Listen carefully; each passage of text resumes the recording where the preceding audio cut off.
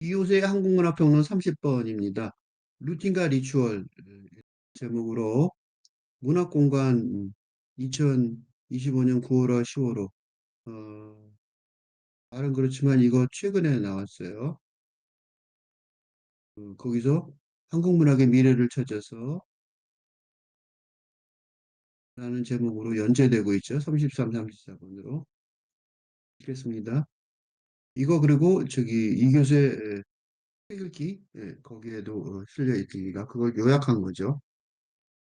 용어 정의 어떻게 2, 3을 사랑할 것인가와 루틴의 힘, 루틴의 힘 2를 등의 핵심 개념. 음, 이게 리추얼과 루틴, 그 리추얼과 루틴이 이게 기존의 습관, 반복, 관습하고 어떻게 다르냐? 왜 리추얼과 루틴이라고 쓰느냐고, 습관과 반복과 어떻게 다르냐? 그리고 왜 중요하냐? 이런 게 요새 되게 중요한 개념이죠. 습관, 그러면 이건 개인의 반복 행동이라면 관습은 뒤집은 단어죠. 습관에 뒤집은 단어인데 사실은 공동체 그것이죠. 습관이 이제 버릇, 그지? 버릇하고 같아요. 뜻이. 같은 한자어인데 버릇은 한국말이에요. 근데 버릇이 나빠 이렇게 쓰죠. 그러니까 버릇은 한국어는 보통 부정적인 표현에 쓰이고 습관은 긍정적이고 진취적인 표현에 자주 사용되는데 그거는 일상어에 주로 사용되는 한국어보다 개념어가 한자어가 고급 수준이라고 여겨진 거고 그건 언어 사제주의 현상이기도 하고 또는 전근대까지 한자 문화권을 선진문화였죠 우리한테 추격하던 한국 문화의 언어 관습이죠. 그래서 한자로 쓰면 문자 쓴다고 그러고 지식인이라고 그랬잖아요. 최근엔 바뀌었죠. 최근에는 두레라는 한국어가 농민들이 이 농번기에 농사일을 공동을 하기 위해 부락이나 마을 단위로 만든 조직인데 이걸 갖다가 두레라는 말을 요새 농민들 안 하고 사람들이 만든 조직을 두레라고 한국어가 복고적이라서 오히려 신선한 개념으로 여기는 현상이 생겼단 말이에요. 즉 이거는 이제 역전됐죠. 한국어를 옛날에 안 좋은 데 쓰는데 이번엔 좋은 데 쓰죠. 한국 문화가 세계인의 사랑을 받게 된 상황하고 무관하지 않은 것 같아요. 해방 이후 영어 문화권 중심으로 선진 문화권을 추적해온 언어 습관이 신문물 표현의 영어를 선호하죠. 그러니까 이제 습관을 루틴, 관습을 리추얼이라고 쓰는 것 같아요. 우선 리추얼이라는 단어를 먼저 생각해 보면 리추얼이라는 건 그래서 관습처럼 공동체의 엄격한 관습을 느끼게 하는 거예요. 그래서 그런 관습을 마이클 로터는 유산 리추얼이라고 말하는데 마이클 로턴이 왜 유산 리추얼이라고 그러냐면 리추얼이 유산 받은 그러니까 관습적으로 받은 것보다 사람들이 개인적으로 만드는 리추얼도 있다는 거예요. 그래서 예를 들면 아기를 재우려고 그러니까 아이가 안 잘라 그래. 그러니까 이제 개를 재우려고 손쉽게 손에 닿는 것 인형 뭐 계단 등을 가지고 뚝딱 만들어낸 유치원이 있는 거 잠자기 전에 애들이 이제 뭐 놀아주라 그러면 이제 이렇게 놀아주는 거죠. DIY 그러니까 do it yourself 그러니까 자가적으로 한 거. 이거는 전통과 관계가 없단 말이죠. 그러니까 그런 거 보면은 오랜 전통, 유산뿐만 아니라 새로운 행동도 리추얼이 될 수 있다는 사실을 알기 때문이에요. 그러니까 유구한 전통 의식도 개인의 문화적 도구함에 들어있는 여러 재료 중에 하나가 된다는 거. 왜 이렇게 돼버렸냐? 이게 지금 근대에서 탈근대로 혁명적 하는 전환 시대 역동적 문화 때문이죠. 문화가 지금은 행동으로, 그러니까 행동, 움직이는 중이란 말이에요. 예, 조금 전에 내가 근대 교육의 종말을 말하는 이유가 역동적 문화라고 그랬지만 무슨 소리예요? 전통이 흔들린다는 소리죠? 응? 관습이 흔들린다는 소리예요. 순화해서 말했지만 교육, 취업, 결혼, 출산의 건대서가 잘 작동하지 못하는 최근대 현실이기 때문에 그렇단 말이죠. 기복없이 안정된 상태를 우리는 평균이라고 부르는데 안타깝게도 평균 수준은 만족스럽지가 못하죠. 최근에는 옛날에는 평균 수준이 만족스러웠단 말이에요. 그리고 충분히 살았다고, 옛날에는. 지금은 안 된다고. 근데 지금은 탁월함에 이르러야 되는데, 그거는 무슨 소리냐면 자신을 부지런히 안전지대 밖으로 밀어내는 거예요. 그죠? 그러니까 리추얼이 필요해진 이유가 뭐냐면, 리추얼의 힘이 필요하다 그런 얘기를 하게 된 이유가 뭐냐면,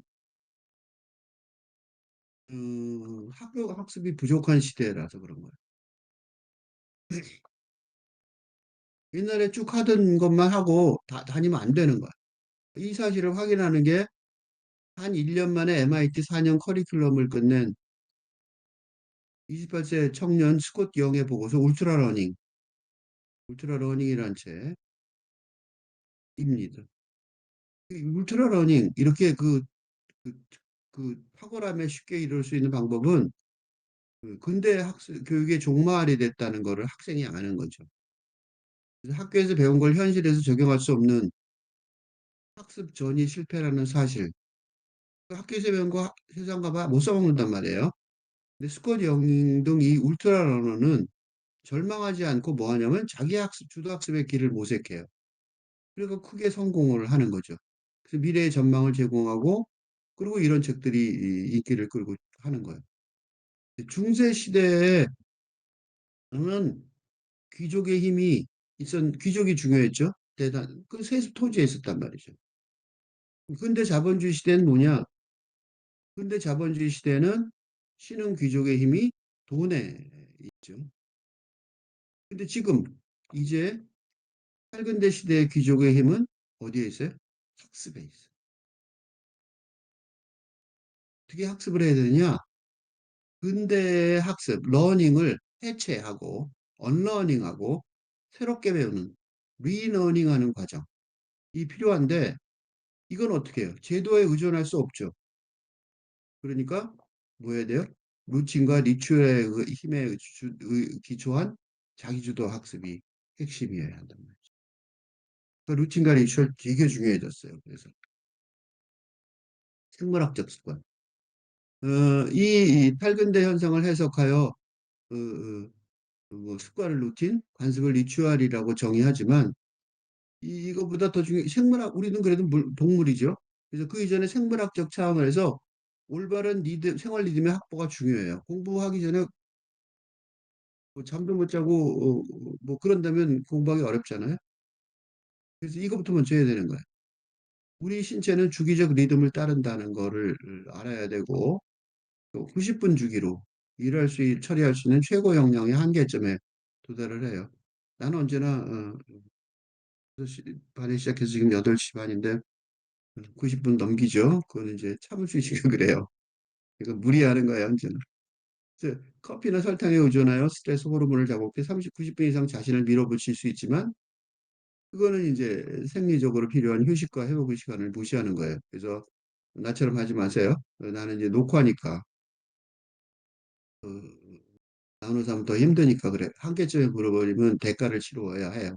그러니까 사실은 제가 여기서 작업하는 필자도 이 작업하고 좀 쉽니다. 어쩔 수 없이. 근데도 탈근대로. 근데 문제는 이게 왜 이런 일이 이런 그 어려운 그렇지만 이거 다 이렇게 하죠 우리. 그렇지만 이 생활 습관을 잘 지키도록 본인이 할 때는 조절을 해야 된다는 거예요. 회사 다니거나 뭐 바깥에서 일하면 지금 우리가 하는 작업처럼 2시간 반씩 계속해야 되는 경우가 많죠. 아직도 근대인인가? 고 물어볼 수 있어요. 나는 아직 근대인데 그런 사람 많아요. 왜냐하면 이러고 살아가는 일상생활 자체가 문제가 된 사태를 인식하고서도 우리 대부분은 어때요? 어떻게 대처해야 몰라서 그대로 살아가요. 근데 이게 무슨 일이 벌어지냐? 만성적 스트레스를 초래한다고. 그러니까 이 근대 익숙한 학습에서 벗어나기 어렵게 만드는 거예요.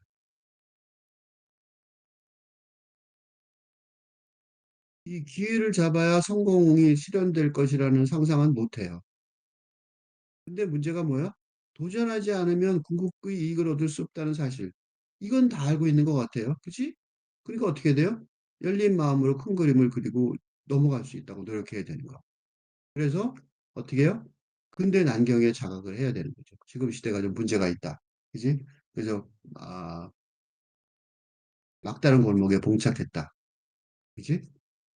근데 이게요, 루틴의 힘과 루틴의 힘 2의 필자가 47명한테 이 성공한 사람들이죠. 보듯이 난경의 자각, 이 막다른 골목이라는 자각이 창의적 지식인 집단의 특징이에요. 응? 이게 좀 잘 나가는 창의적 집단에 대한 그거예요. 과거에는 성공이라고 하면 한 회사에서 느리게 성장하는 모습을 떠올렸지만 이제는 죽을 때까지 평균 11번 직업을 바꾸는 시대다. 나도 직장 옮기는 거 되게 싫어하는데 굉장히 많이 바꿨어요. 어쩔 수 없이. 근대 시대가 20세기의 직업이 다음 단계가 빤히 보이는 사다리였다고. 최근대 시대는 21세기의 직업은 각자가 등반해야 되는 드넓은 암벽이야. 정해진 경로도 없고 정상에 오르기 위해서는 자신만의 독창성, 숙련도 그리고 강점에 기대어 그야말로 스스로 운을 만들어내야 해. 그래서 언젠가 막 일어날 거라고 기대할 수 없고 완성되고 정비될 때까지 행정 절차가 개혁되어 중요한 일을 할 수 있는 능력을 극대화시키는 일이 일상이 될 때까지 이건 너무 오래 걸릴 거예요. 아직은 아니에요. 그래서 근대 과제는 뭐냐? 근대적인 과제, 지금까지 있던 과제는 뭐냐면 근대 시스템 내부에서 하는 작업이잖아요. 그러니까 정답을 모색하는 문제 해결의 적법한 과정이 있었어요. 그지? 시험 보고, 그죠? 공부하고 시험 보고. 그리고 이론을 하고, 그다음에 실천을 적용하고. 근데 지금은 어때? 이미 와 있는 상태예요. 그래서 한밤중에 우는 아기를 달래는 아빠, 영업 현장의 비즈니스맨 등이 어떻게 돼요? DIY 리출이 필요하다. 응? 알아서 스스로 만들어야 돼. 관습 없어. 우리가 알아서 해야 돼. 그래서 이런 거 실천을 동시에 수행해야 된단 말이죠. 즉, 안정적인 학문적 세계관을 벗어나서 시적 상상력을 발휘하여 무에서 유를 창조하는 예술가의 창조적 불안을 경험하고 다를 바가 없는 것. 그래서 유튜브 채널 이교수의 조건을 학교에서 계속 강조하였듯이 탈근대 시대의 핵심 도구 교육과정의 이름은 시적 상상력이라고 할 수 있어요. 그럼 어떻게 탈근대 시대로의 혁명적 전환을 할 거냐? 이 탈근대로의 혁명적 시대 전환 상황이니까 미래를 위해 통찰력을 만들어내는 확실한 방법. 그건 뭐냐? 궁극적으로 아무것도 확실하지 않다라는 것만 확실한 거예요.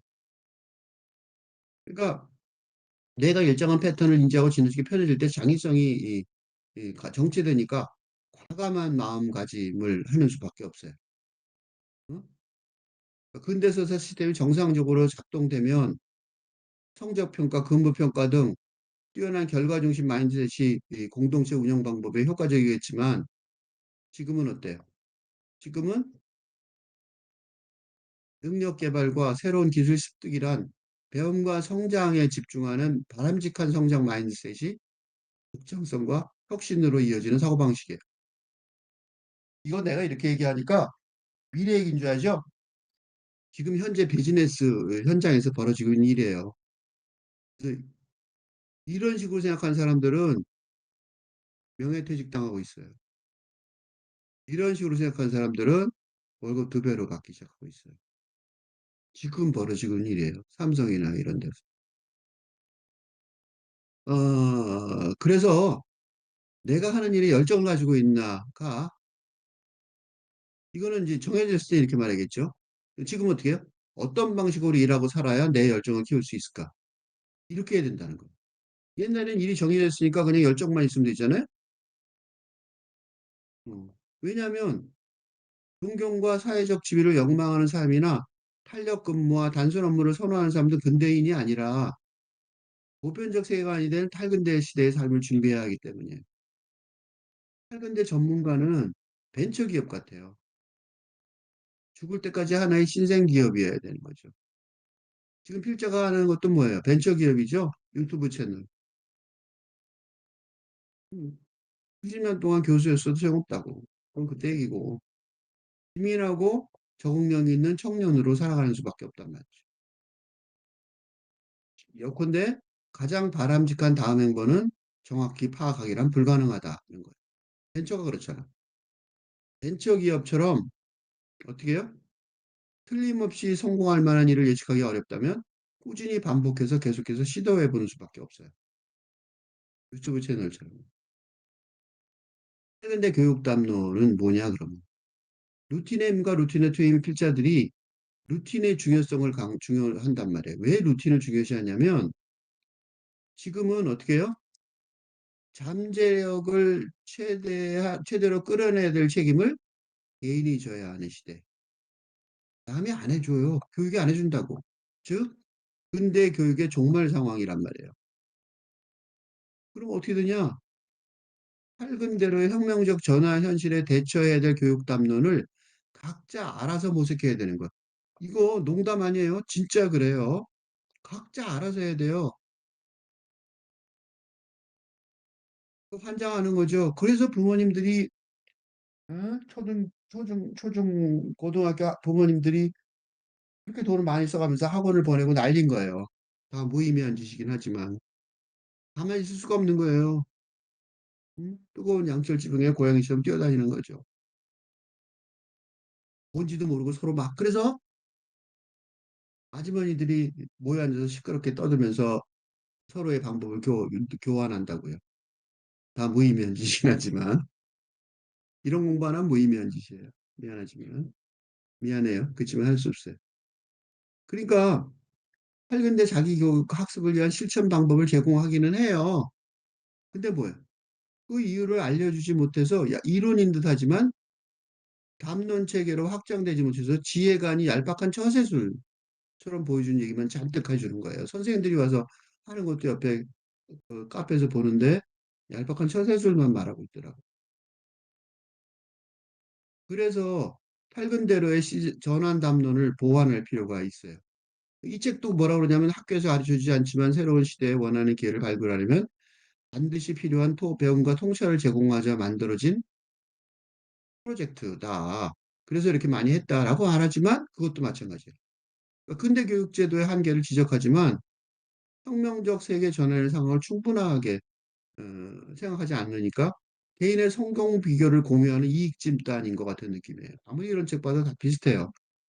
그러니까 자신뿐만 아니라 세상을 발전시키는 게 아니라 세상이 발전하는 과정에 자신을 성장시키려는 시도. 이기적인 거죠.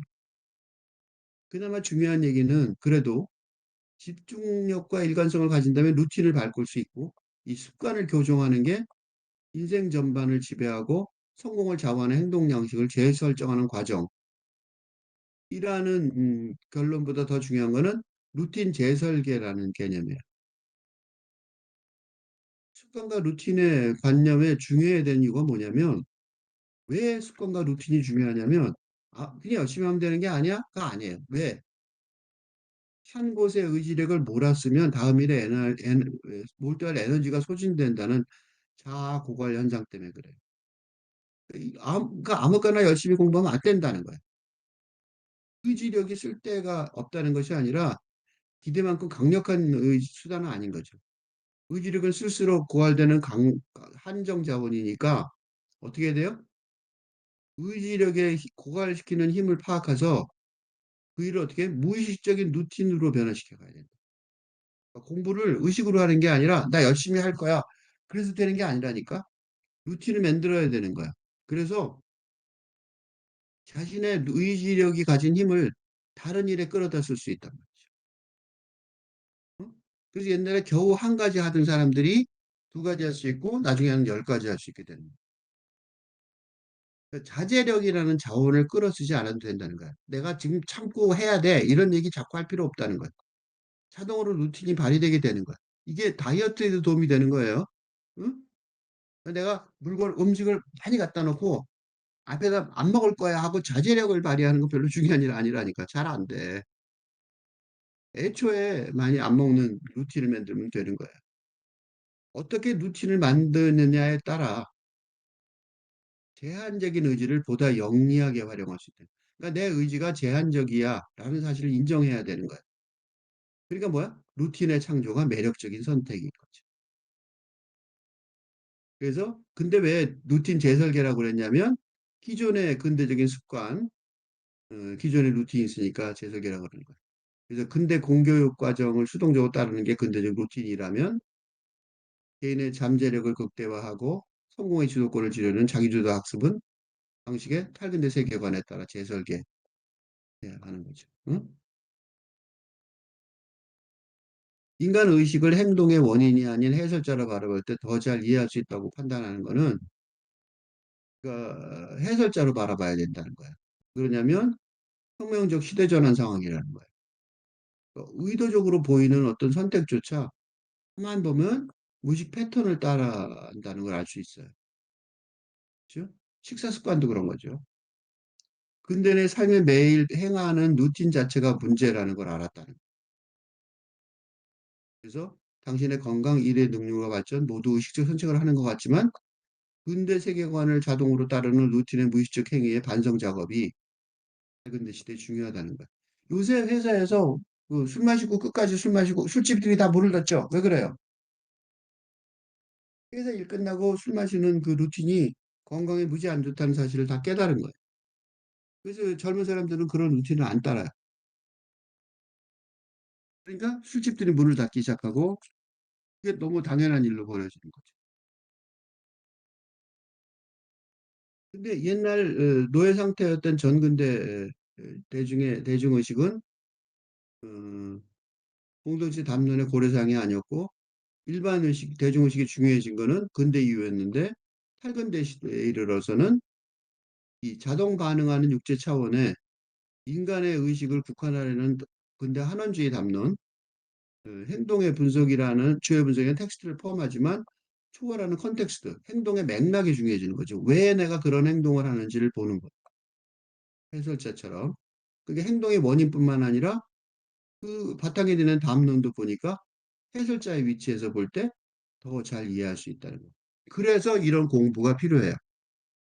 그냥, 어? 그러니까 그냥 열심히 하면 안 되는 거죠. 왜 하고 있는지를 분석할 수 있는 힘이 있어야 된다.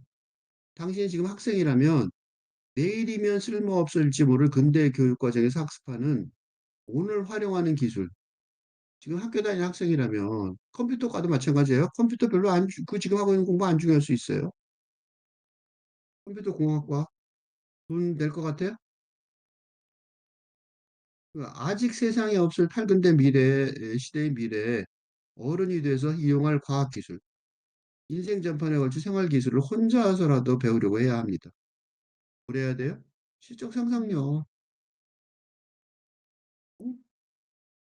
기술학교에서 배울 수 있는 근대 과학 시스템에 적합한 특정 기술의 습득.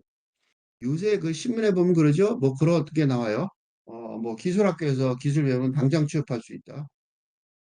당장 취업하고 있다. 조금 더 잘 낼 수 있다. 그거죠. 그런 기술이 아닌 이 기술의 이름을 실자의 탈근대 지도자 양성 프로그램 유튜브 채널에서는 뭐라 그래요? 시적 상상력. 그래서 공부할 게 없으면 시적 상상력을 훈련시키면 돼요.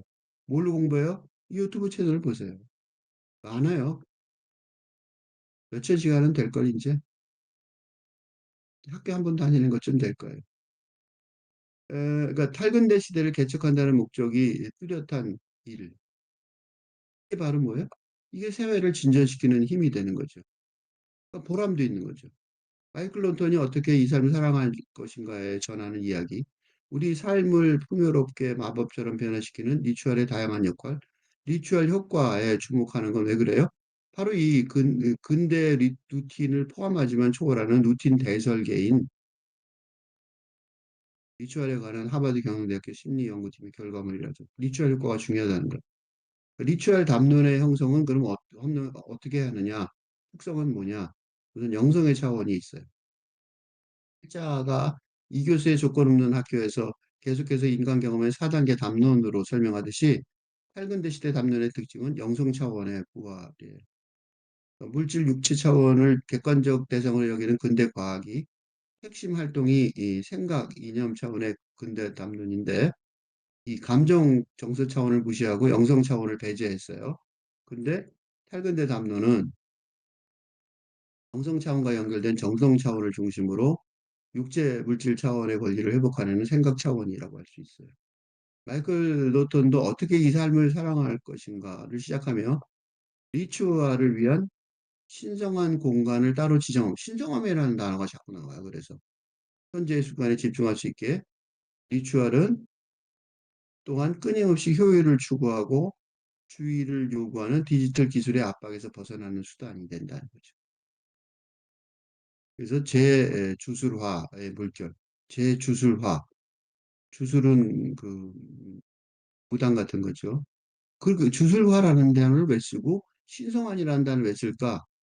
명성세상이라서 그래. 주술이라는 단어 쓰고, 그지? 그 실제 유튜브 동영상 이 교수의 조건학교론 70일에서 읽은 과학자의 시적 상상력, 영적 직관의 논리, 또는 이미 자기 분야에서 정점에 오른 사람들이 왜 그렇게 호들갑을 떠는 걸까? 라는 뉴턴의 질문처럼 팔근대 시대라서 질관으로 발현되는 영성 차원이 특징인 리추알이에요. 그게 그래서 새로운 리추알이에요. DNA 있다고 말해요. 리추알의 특징의 또 하나는 정동이에요.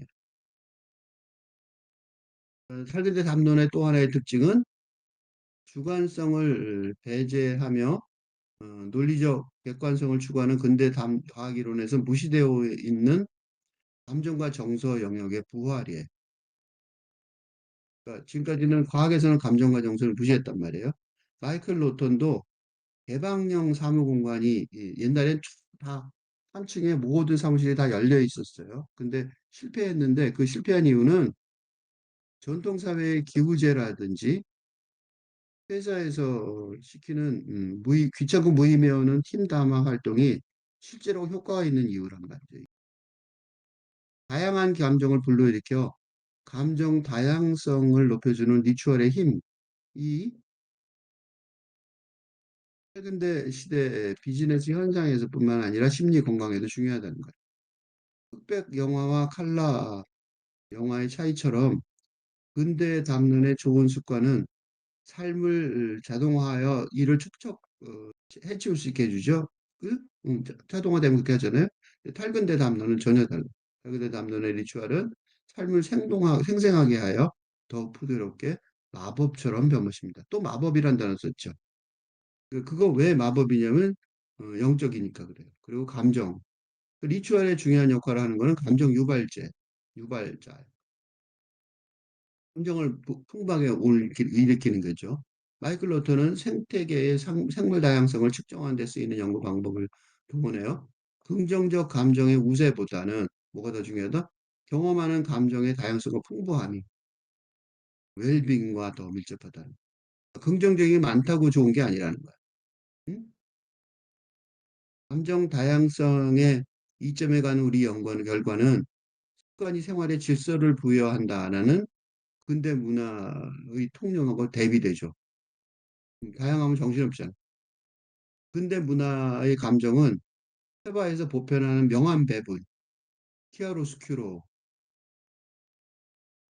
키아로스큐로가 뭐냐면 흑백이 딱 구분되는 게 아니라 점점 흑백이 이렇게 그 말하자면 점진적으로 변하는 거 있죠. 그게 회화에서 말하는 키아로스큐로 명암 배분이거든요. 그러니까 이런데 근대 문화에서는 어떻게 하냐면 단순한 흑백의 이분법 논리에 고착돼 있단 말이죠. 근데 문화는 틀렸어요. 그래서 왜냐하면 영화 인사이드 아웃이라는 만화 영화가 있는데 거기서도 뭐가 나오냐면 기쁨, 슬픔, 버럭, 까칠, 소심의 다섯 감정이 나오고 인사이드 아웃 2는 불안, 당황, 따분, 부럽 등의 네 감정이 나온단 말이죠. 얼마나 감정이 많아요. 아동용 애니메이션 영화에서도 이미 다양한 감정이 소통되는 상황인데 그걸 좋고 싫고 응? 기쁘고 슬프고 이렇게 나누는 바보 같은 감정이란 말이죠. 그지? 이분법적으로 응?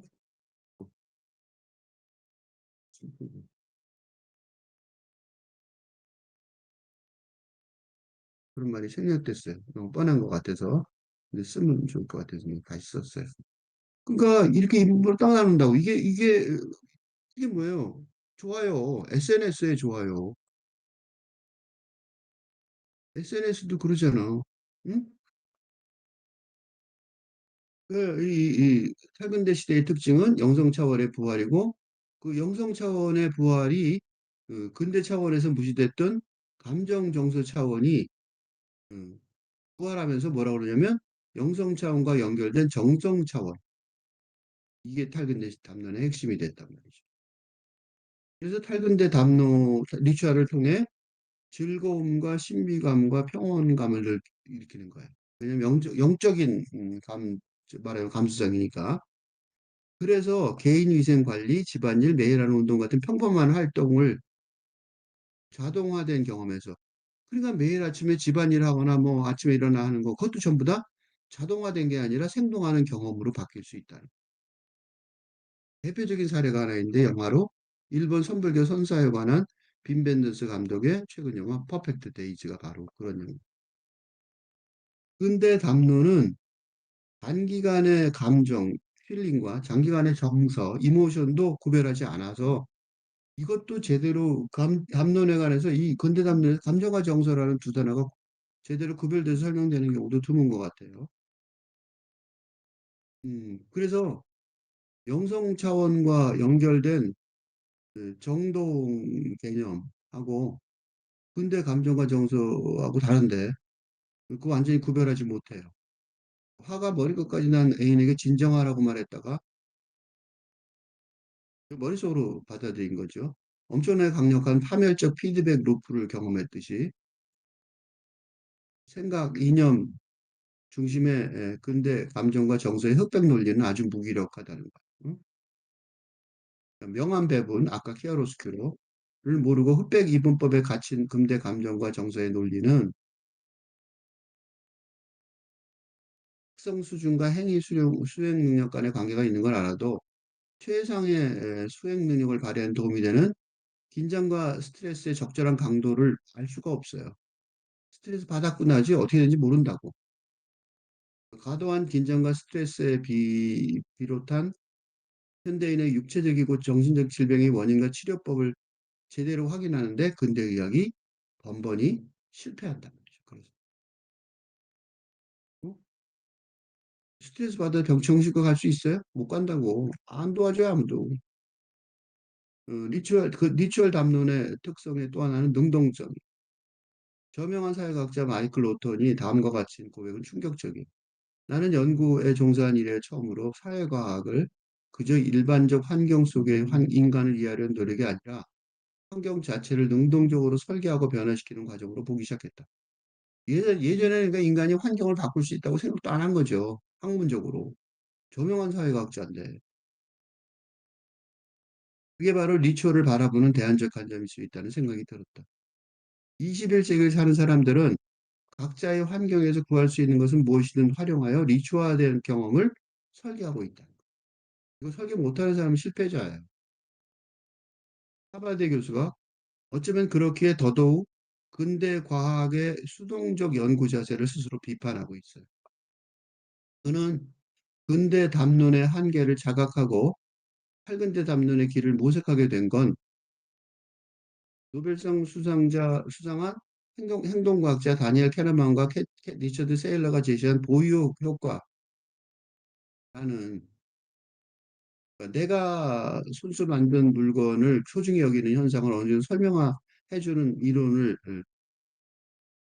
적용하여 내 사랑의 노동, 내가 좋아서 하는 일, 이 비든 결과를 분석적으로 바라보게 된 그를 유명한 이케아 효과라는 이론 때문에 이 사람이 유명한 건 이케아 효과 때문이에요. 이케아에 가면 물건을 지가 스스로 만들어 갖고 와죠. 만드는 게 더 힘들 텐데 그걸 갖고 가면서 좋아한다는 거 왜 그럴까? 그 설명을 해낸 사람이에요. 마이클 로터니 바로 이케아 효과라는 용어의 창시자예요. 근데 그게 바로 수동적으로 받아들이는 근대 시대의 습관인 유산 리추얼에 더하여 응? 직접 조립한 이케아 상자 같은 DIY 리추얼의 일상적 영향력을 파악했기 때문에 그런 거죠. 그러니까 그렇게 반성하면서 나온 이론이에요. 하버드 교수가 개인의 고유한 리추얼, 시그네처, 즉 리추얼의 방식은 삶의 목적에 깊이 닿아 있다라는 사실을 깨닫고 연구가 진전됨에 따라 나는 개인의 정체성과 소유감에 관련된 리추얼의 측면이 얼마나 중요한지 깨닫게 되었다라고 기록합니다. 고유한 자아 정체감을 부여하고 표현하는 수단이 됨에 따라 리추얼에 대한 소유감이 생겨나게 하는 개인적 리추얼을 만드는 과정이 필요해진 이유는 왜 그래요? 밝은 대 시대를 살아가기 위한 새로운 정체성 작업이란 능동적 과정이기 때문에. 그래서 요새 조그만 키링 같이 그런 것들 많이 달고 다니죠. 수없이 많은 중에서 내가 찾아서 내가 달았다는 거죠. 세계관의 혁명적 전환을 위한 자제력과 의지력의 과중한 수요가 아무리 그래도 자제력과 의지력이 필요하다고 그러지만 그것만큼 안 되잖아요. 그래서 다이어트 같은 거 예를 들어 보세요. 기존의 루틴을 재설계하는 새로운 리추얼의 사상을 요구하고 있다는. 근대 시대에는 뭐냐면 습관의 방식인 무엇에만 집중하는 스키너의 조작적 조건화. 이게 근대 이론이에요. 근대 과학 이론을 재설계하여 근대적 루틴을 포함하지만 초월하여 어떻게를 포함하는 탈근대적 리추얼을 긍정적으로 모색하는 작업이 바로 선구적인 작업이란 말이죠. 리추얼 담론의 특성 또 하나는 포월이에요.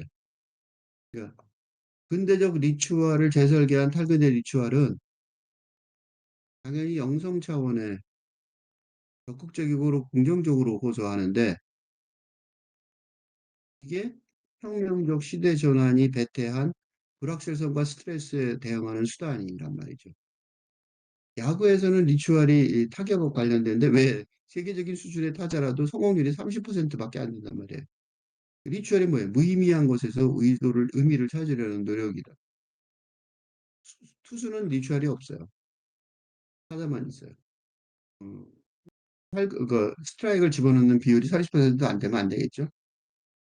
팔근대적 리추얼은 기계적 행위를 의미심장한 행위로 변모시킬 수 있다.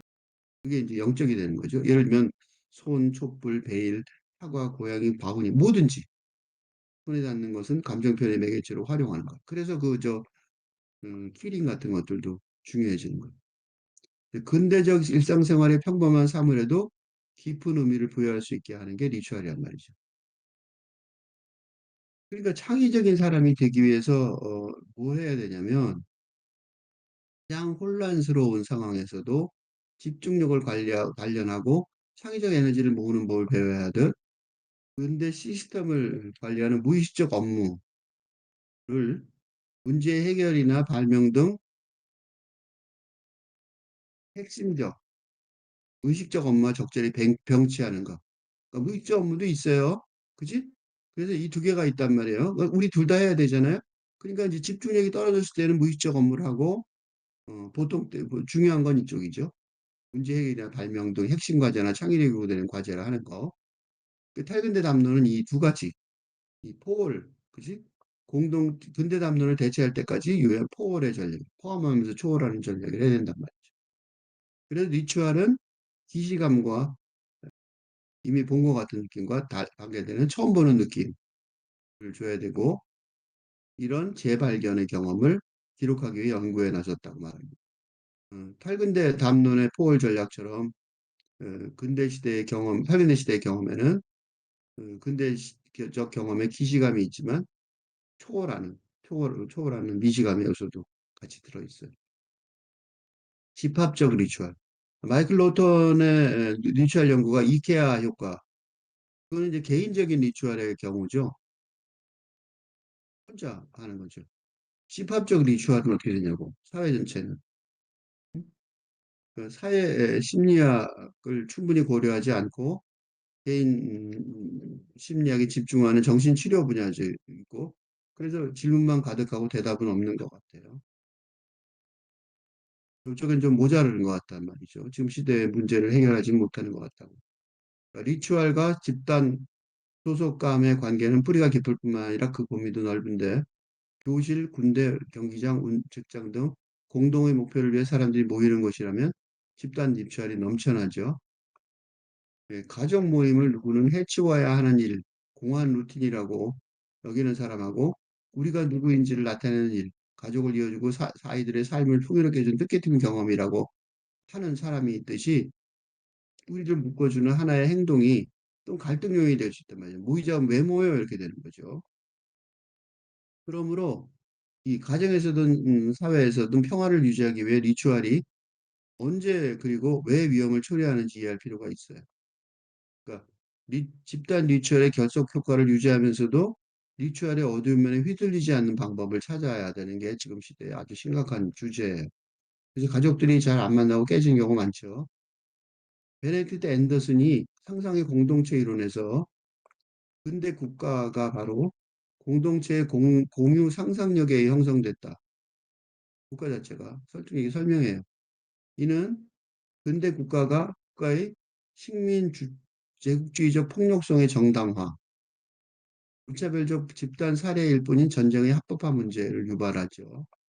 그리고 이제 탈근대 시대에 이르러 대규모 리추얼의 강력한 효과를 발휘해야 되는 근대 국가라는 제도 자체 때문에 뭘 못해요. 인류가 합심해서 대처해야 할 수 있을 기후 재앙이나 정치와 경제 극단적 격차 등 근대 담론 난경 사태에 적절하게 대응하지 못하고 있어요. 큰일 난 거죠, 인류가. 그래서 이 마이클 로턴의 이 집단 리추얼 이론 문제 제기에는 설득력이 있어요. 아쉬운 점은 증오를 풀어내기라는 소제목으로 제시된 이 책의 최종 결론 부분이 너무 단순해요. 뉴욕에 살면서 양키스나 매츠 같은 프로야구단을 응원해도 정치적 신념이 타협 불가능하게 된 극단화된 최근의 경향인 이게 바로 뭐예요? 나르시시스트인 트럼프 대통령의 재당선의 원인이었단 말이에요. 그러니까 그냥 뭐 프로야구를 같이 응원하니까 우리 같이 만날 수 있다. 이 정도 갖고는 안 된단 말이죠. 공동의 노력 속에서 의미를 만들어내어 우리를 하나로 묶어줄 수 있었던 근대의 리추얼. 이 거꾸로 자신과 다른 리추얼을 가진 이들에게 불신을 뿜어주며 사람들을 갈라놓는 국제 분쟁 등 갈등의 원인이 됐죠. 그 러시아가 우크라이나 침공한 거 바로 이것 때문이잖아요. 그러니까 8근대 시대를 위한 새로운 리추얼 전략을 연구하게 해야 됐던 거란 말이죠. 그러니까 로턴이 희망찬 어조로 리추얼의 미래를 꿈꾸고 있지만 적과 아군의 이분법적 대립이 아닌 공존의 분위기, 새로운 8근대 리추얼을 우리가 이제 경기장에서는 경험을 하죠. 나도 야구를 좋아하는데. 그렇지만 제3세계의 삶을 살아가는 미국 독자를 비롯하여 세계관의 혼재를 경험하는 인류를 위한 발언 같아 보이진 않아요. 그래서 원제가 리추얼 효과인 마이클 로턴의 책, 리추얼 이펙트인 마이클 로턴의 책을 어, 다시 읽을 필요가 있었습니다. 기후제를 지낸다고 비가 오는 건 아니겠지만 가뭄은 각종 결핍, 음식, 돈, 주고, 배려 등과 마찬가지로 사회적 긴장을 불러일으키는데 이거는 해소가 되겠죠. 두려움, 분노, 좌절, 탐욕, 뇌물도 부족하되 남에게 나눠주라 등이 대표적인데 이 상황에서 기후제가 비를 내리기는 못해도 공동체를 하나로 묶어주는 역할을 했단 말이죠. 그리고 이게 이제 리추얼이죠. 유산 리추얼, 과거의 관습. 그리고 우리가 과거에도 똑같은 어려움을 함께 이겨냈다는 사실을 일깨워주는 거예요. 기후제의 역할은 심리적이고 사회적이다. 유사한 리추얼의 대표를 할 수 있는 기후제가 어? 기후 개념이 없었던 전근대 시대의 집단 치료 체계 위봉책이었다는 점을 기억한다면 이것만 가지고는 안 되겠죠? 이 얘기를 하는데 이게 탈근대 리추얼 모델이 될 수 없다는 거. 이것만 곤란하다고. 어, 마이클 로턴의 리추얼 담론이 이케아 효과 등 개인적 리추얼의 영역을 넘어서서 집합적 리추얼의 차원에서 제대로 작동하지 못할 것이라는 결정적 증거는 청소년 통과 의례에 관한 글이었는데 청소년들이 보통 받는 이유 중에 하나는 취약하며 형성 중에 있는 마치 공사 현장 같은 상태에 있기 때문이라고 표현했다는 것. 리추얼을 치르지 못한 청소년들은 청년기에 접어들어도 공사 현장처럼 구조적으로 불안정한 상태를 벗어나지 못하는 것일까? 라고 말하고 있는데, 그거는, 그거는, 리추얼만이 문제일까요? 한국에서 청소년층의 취업 문제가 아주 심각한데, 이게 통과의례, 이니시에이션이라는 원시 때부터 내려온 집합적 리추얼의 부재 때문이다. 라고만 설명할 수는 없어요. 한국을 비롯한 당대 청년층이 연장된 청소년기 현상을 거론할 만큼 방황한 거는 근대에서 할근대로 혁명적 시대 전환 상황인데 근대 교육이 시켜주지 못했기 때문이고 더 나아가서 근대 지식인 사회가 할근대 사회의 기반을 공고히 마련해주지 못했기 때문이라는 엄연한 사실을 외면한 발언이라. 이게 더 중요한 건데 여기까지는 못 간 것 같아요.